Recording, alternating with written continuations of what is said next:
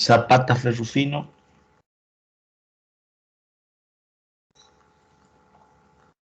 Zapata aquí, doctor. Yugar Aguilera. Presente, doctor.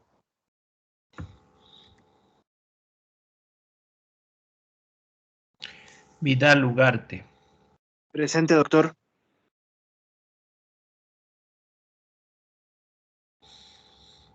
Velarde Mesa.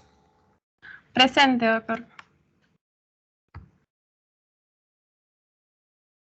Vargas Ursagaste.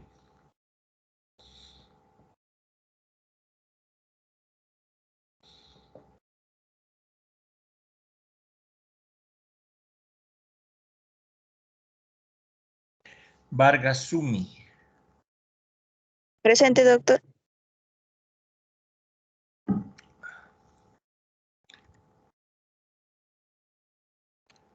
Vargas López.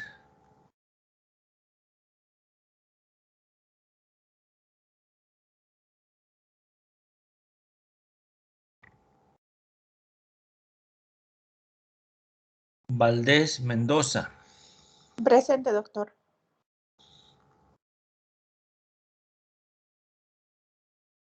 Torrico Quintanilla. Presente, doctor.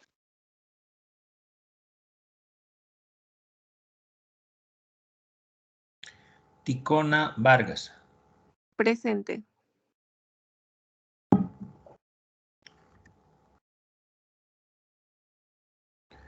Taya Pérez. Presente.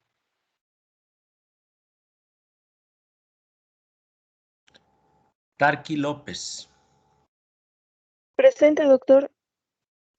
Doctor, disculpe, hace 2 clases yo tenía examen, por eso no asistí y clase pasada le mandé un mensaje al chat. ¿Cuál era su problema en la anterior clase? Doc, ellos se me sacaron análisis, no tenía internet. ¿No tenía internet? Sí, Doc, estaba en el hospital sacándome análisis.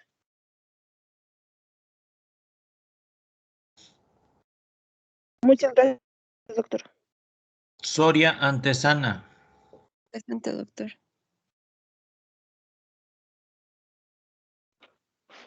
Silva Más. Presente, doctor. Buen día. Buen día. Santa Cruz Crespo.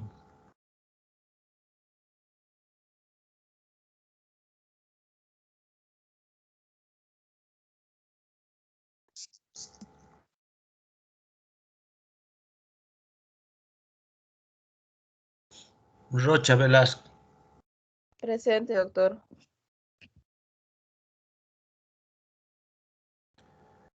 Quispe Vargas. Presente, doctor.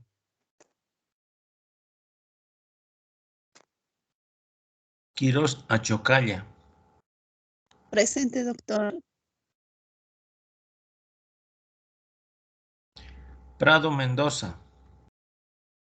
Presente, doctor.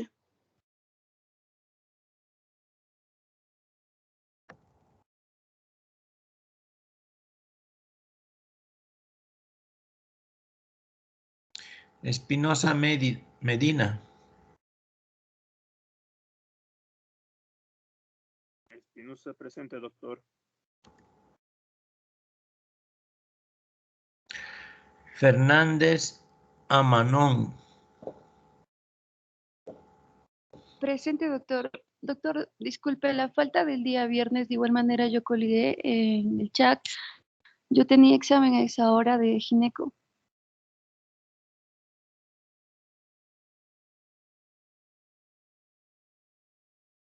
Gracias, doctor. García Verdugués. Presente, doctor.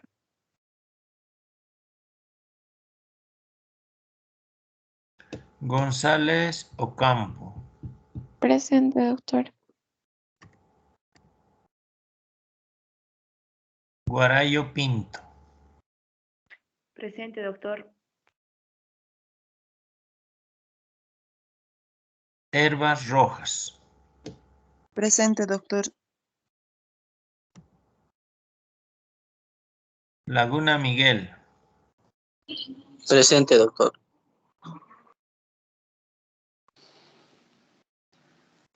Lara Escobar.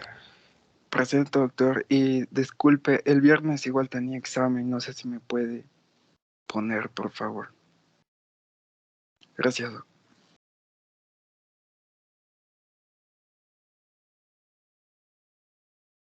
León Blanco. Presente, doctor. León Fuentes. Presente, doctor. López Álvarez. Presente, doctor.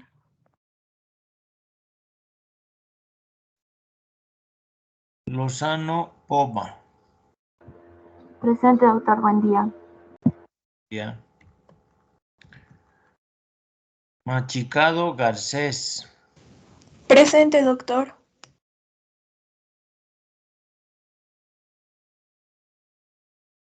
Mamani Pawasi. Presente, doctor.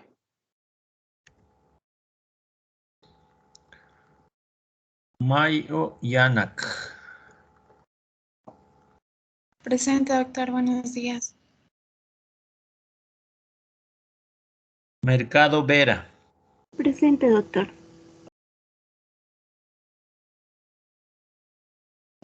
Osorio Sánchez.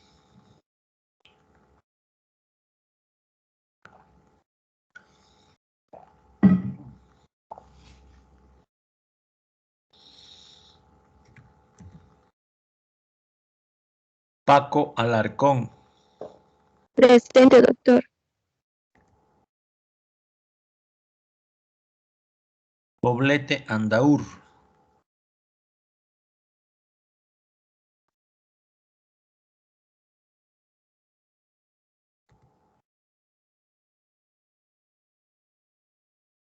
Poveda Espinosa.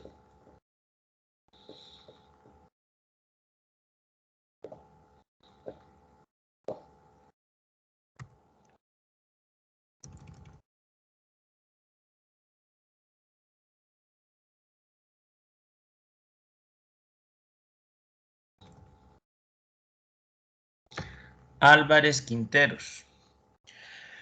Presente, doctor.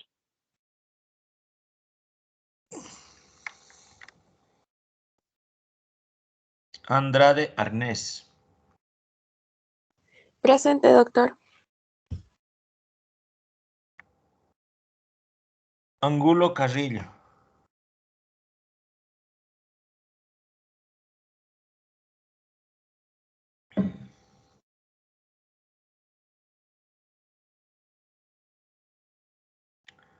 Ardaya Vidaurre. Presente, doctor. Arias Funes. Presente, doctor. Arrázola Céspedes.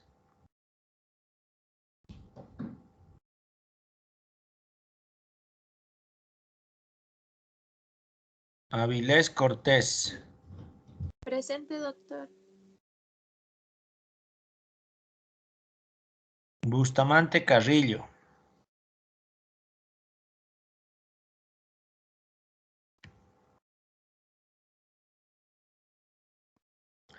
Bustamante Morales.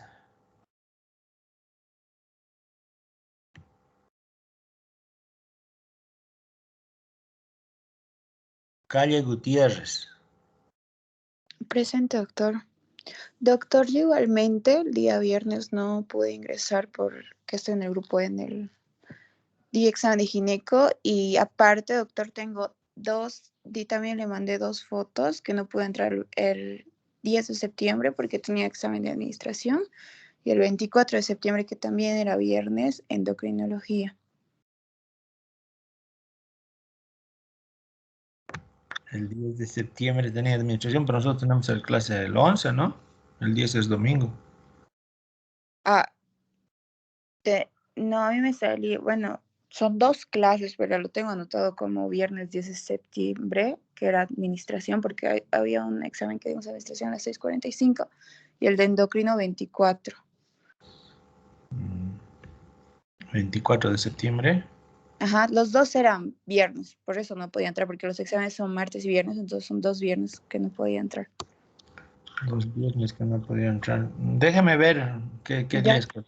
No me hace recuerdo la próxima clase. Sí. Ya, doctor, gracias.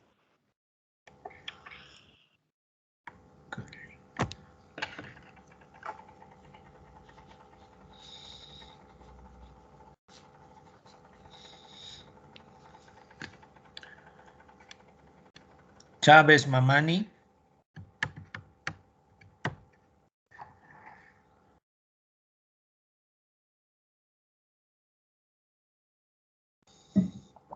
Chávez Mamani.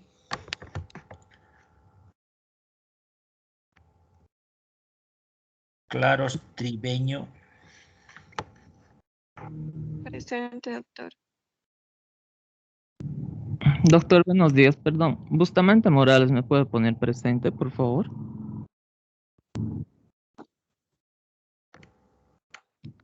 Gracias. Cordero Pareja. Presente, doctor. Corrales San Ginés. Presente, doctor. Cosío Mendieta. Presente, doctor. Cuadro Zúñiga. Presente. Bien. ¿Alguien que haya llegado atrasado? Yo, doctor, por favor, Rodrigo Vargas. Doctor Santa Cruz, por favor.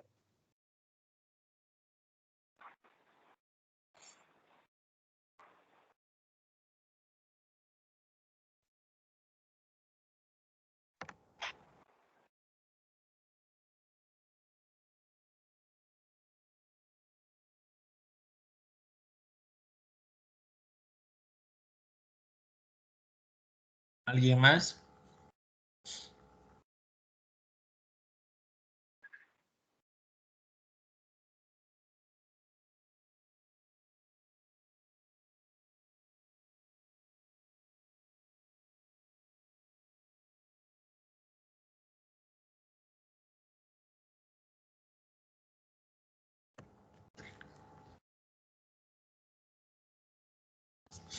Bien.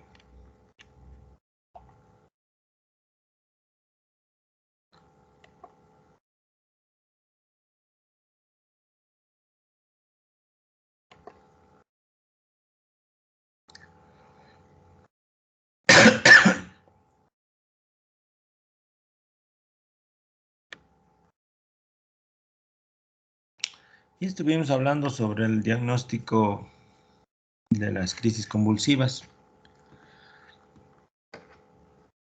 Mencionamos que es importante el reconocimiento clínico. ¿A qué se refiere esto? A que se debe de preguntar, cuestionar a los que hayan visto la convulsión, qué tipo de convulsión fue, cómo fue la convulsión, en qué circunstancias se presentó. Como ya les he mencionado en la anterior clase, es diferente que sea que el paciente se cayó, se golpeó la cabeza y convulsionó a que el paciente convulsione y se caiga y se golpee la cabeza. Son dos eventos diferentes, porque en el primero podemos considerar de que ha sido secundario al traumatismo cráneoencefálico. En cambio, en el segundo ejemplo que les doy, se considera que ha sido una crisis convulsiva y secundaria a esa crisis convulsiva es que ha tenido el traumatismo cráneoencefálico. Entonces, el reconocimiento clínico es muy importante. Luego, el estudio de primera línea sería la tomografía, porque tenemos que determinar si no es una crisis convulsiva secundaria a un evento hemorrágico, una obstrucción del líquido cefalorraquídeo o a un incremento de la presión intracraneal secundaria a un edema. Una vez que ya tenemos la tomografía de cráneo simple, procederíamos a realizar un electroencefalograma. El electroencefalograma nos sirve principalmente para el seguimiento, más que para el diagnóstico. Puede ser normal en un paciente que ha convulsionado, o puede ser anormal en un paciente que nunca ha convulsionado. Entonces, el reconocimiento clínico es primordial en esta patología. Claro que el electroencefalograma tiene distintas características que permiten determinar el tipo de crisis convulsiva que tiene el paciente o que ha presentado. Por ejemplo, están las espigas anormales, las descargas con múltiples espigas y los complejos espiga-onda. Cuando hacemos la investigación clínica, debemos preguntar qué ocurrió al principio de la crisis convulsiva, qué ocurrió durante la crisis convulsiva y en qué estado queda el paciente después de esa crisis convulsiva. Una de las características más importantes de la crisis convulsiva es que el paciente queda sumamente agotado después de presentar una. En algunos casos pueden incluso hasta presentar parálisis, como hemos mencionado, la parálisis de Todd.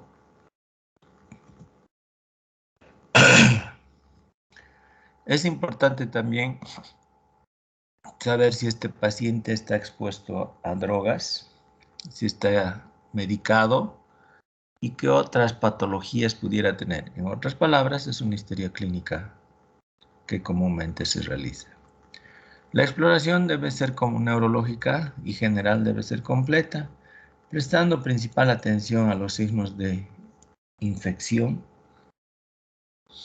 Dentro de los estudios de sangre tenemos a la glucosa, el calcio, el FTABS en suero, los electrolitos, la biometría hemática, la función renal, el funcionamiento hepático.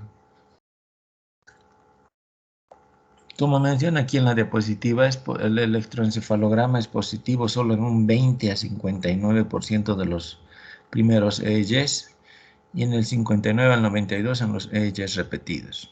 La resonancia magnética,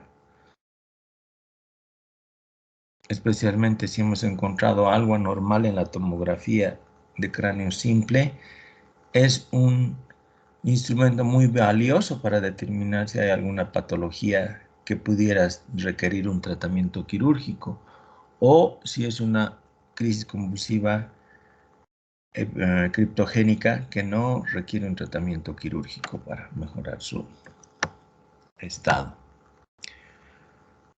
En la selección del tratamiento, obviamente tenemos que conocer qué medicamento para qué crisis convulsiva. Se debe comenzar con un solo medicamento, llegar a su dosis tope o máxima y ver si se controla esa convulsión. No siempre se necesita llegar a la dosis tope, generalmente se comienza con la dosis mínima y es suficiente, pero existen casos refractarios que llegando a la dosis tope, que recomienda los libros de farmacología, igual el paciente presenta las crisis convulsivas.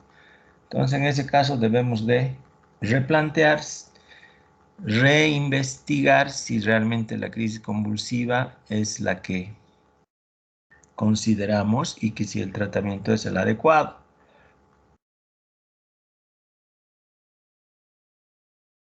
Como menciona acá en la diapositiva, hay que ocuparse más de las convulsiones que los niveles séricos del fármaco. Actualmente se utiliza mucho la determinación sérica de los fármacos que se utilizan. Y hay parámetros donde menciona que es el rango terapéutico, pero eso debe pasar al segundo plano siempre y cuando se esté controlando la crisis convulsiva. Como ya les mencioné, a veces puede que los niveles séricos estén muy por debajo de lo terapéutico, pero el paciente ya no presenta crisis convulsivas, entonces hay que seguir con ese tratamiento. O a veces puede ser lo contrario, que esté por encima de los niveles terapéuticos, pero hay que seguir con el tratamiento si es que la crisis convulsiva ha sido controlada. Como les he dicho, hay que evaluar un fármaco a la vez. No es agarrar 2 o 3 fármacos e iniciar, porque ahí no vamos a saber cuál es el que realmente le está ayudando al paciente. A ver si podemos poner en grande.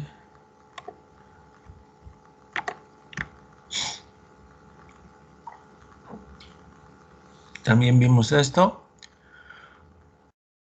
Son los más frecuentes medicamentos que se utilizan.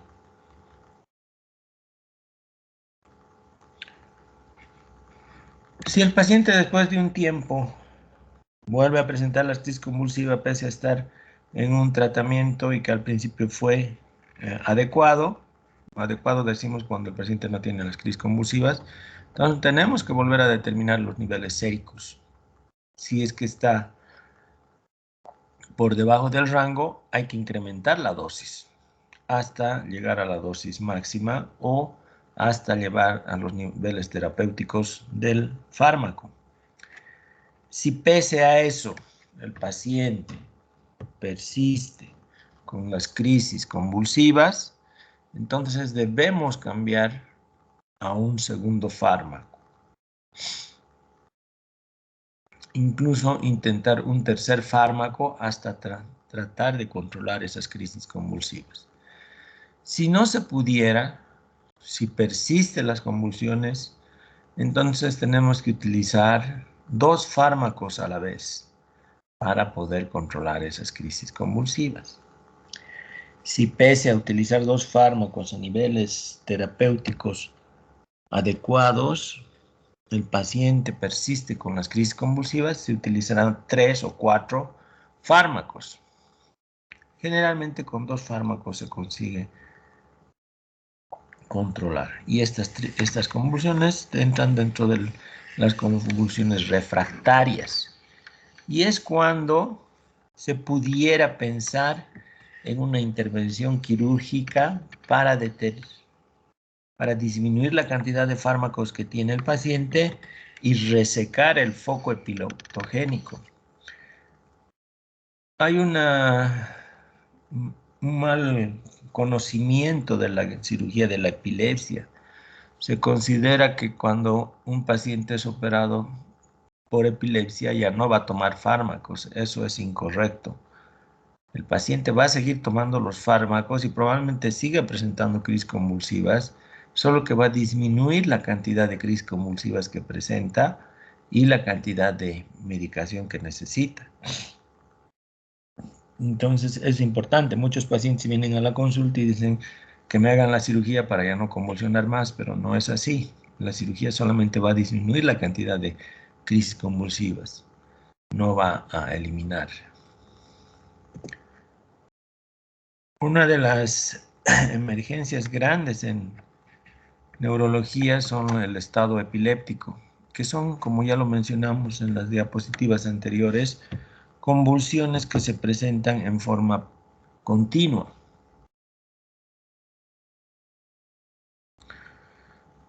Se debe iniciar la medicación. Lo más usual acá en Cochabamba es iniciar con diazepam intravenoso, pero hay que tomar precauciones. Hay que esperar, no hay que inyectar una ampolla tras otra hasta tratar de controlar esa crisis convulsiva, porque lo que podemos causar es un paro cardiorrespiratorio. Entonces se coloca una ampolla que es de 5 miligramos o de 10, dependiendo, y se espera un momento, unos 2 o 3 minutos, a ver si el paciente ya deja de convulsionar. También es importante, si un paciente está en estado epiléptico, se debe de proteger la vía aérea. Es sumamente importante. Si se puede entubar, si es que está convulsionando por mucho tiempo, más de 20 minutos, hay que hacerlo. Y si no, por lo menos colocarle una cánula de mayo.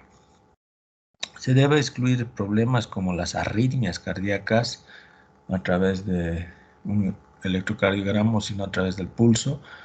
Determinar la temperatura del paciente, la presión del paciente, e inmediatamente obtener los exámenes de sangre para determinar si no hay algún electrolito que esté alterado y corregirlo. Y también lo primero que se hace es administrar glucosa, 50 ml de dextrosa al 50%.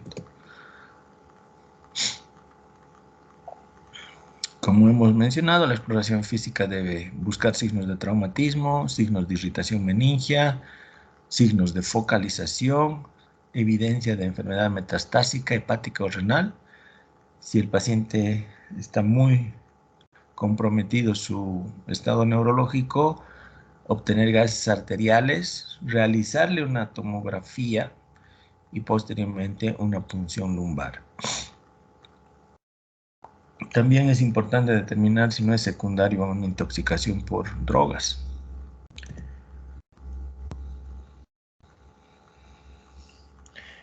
Como toda emergencia, el manejo temprano es lo mejor. Hay que tratar de controlar la convulsión. Si no se puede, hay que proteger la vía aérea, ya sea entubando o colocando la cánula de mayo. Si sigue convulsionando, bueno, pues hay que solicitar la ayuda de terapia intensiva, que lo que van a hacer es someterlo a un coma barbitúrico. Otra pregunta importante que tienen los pacientes en general es ¿cuándo voy a dejar de tomar la medicación? Por lo general, por datos estadísticos, sabemos que en los niños no dejan de tener las crisis convulsivas por lo menos en 2 a 5 años. Entonces es el tiempo, 5 años a 10, que se debe considerar para seguir con el tratamiento antiepiléptico. El riesgo de recurrencia es por lo general del 25% una vez descontinuado el tratamiento.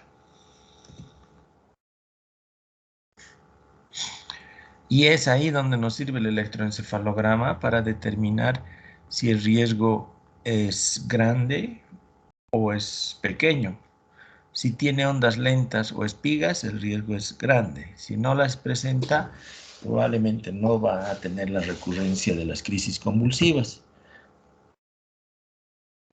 Si el paciente está polimedicado para sus crisis convulsivas, se debe retirar un fármaco a la vez, ir reduciendo lentamente. No se puede retirar de un día al otro, porque seguro que va a tener algunas alteraciones que pudieran confundirse con crisis convulsivas. Entonces el paciente va a tener que ser reinstituido en el tratamiento y van a ser otros 2 o 3 años de tratamiento más.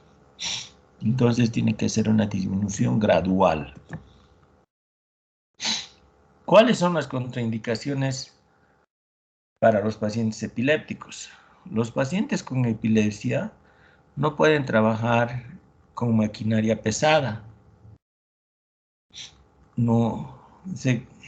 Por ejemplo, choferes de camiones, de tractores, de grúas, no pueden ellos ejercer esos oficios.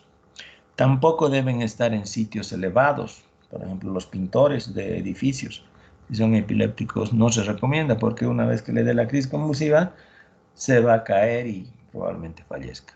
Y no pueden nadar. Efectos secundarios de los fármacos.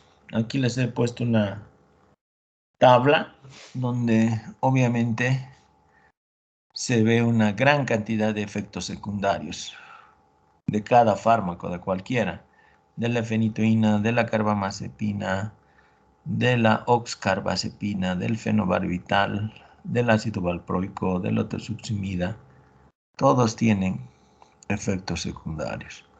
Por lo tanto, debe ser bastante precisa la determinación del tipo de epilepsia y la utilización del fármaco, porque obviamente si no toma el fármaco, el paciente va a seguir convulsionando, y es lo que no queremos que ocurra.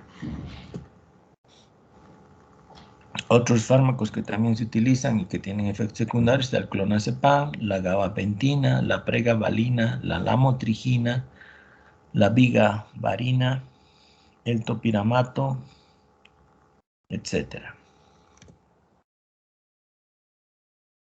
Para evitar los efectos secundarios es que se hace el seguimiento del paciente.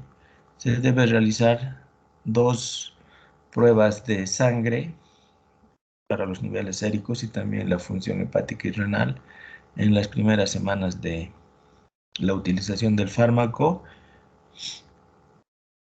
y posteriormente cada 6 a 12 meses para determinar si el fármaco está afectando o no a otros órganos. Si está afectando, si fuera una alteración en los parámetros hepáticos, por dar un ejemplo, entonces se debe descontinuar e iniciar otro fármaco.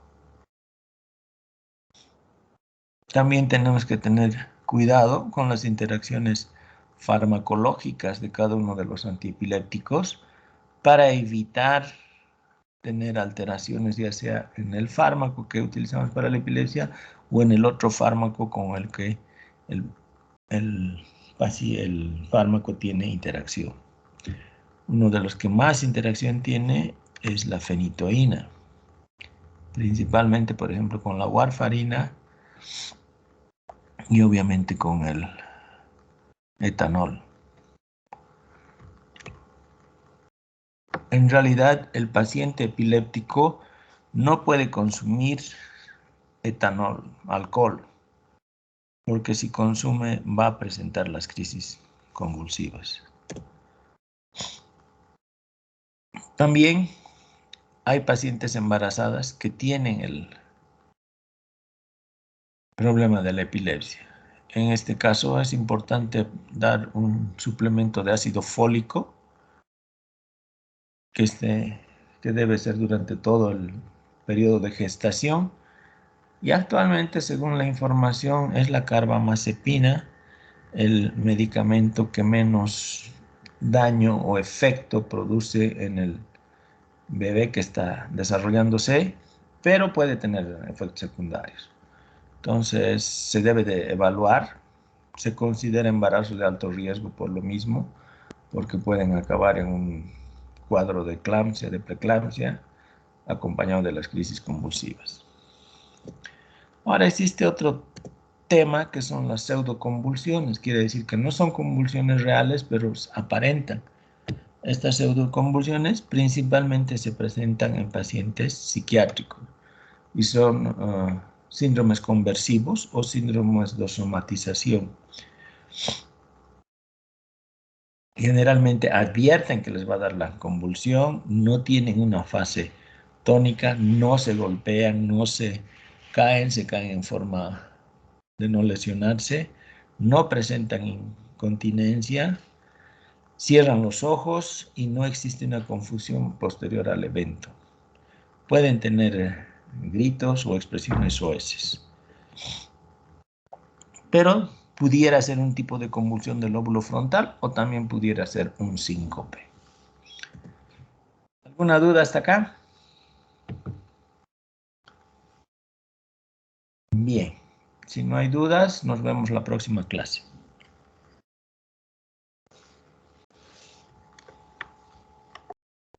Gracias, Hasta luego, doctora. doctor. Hasta luego.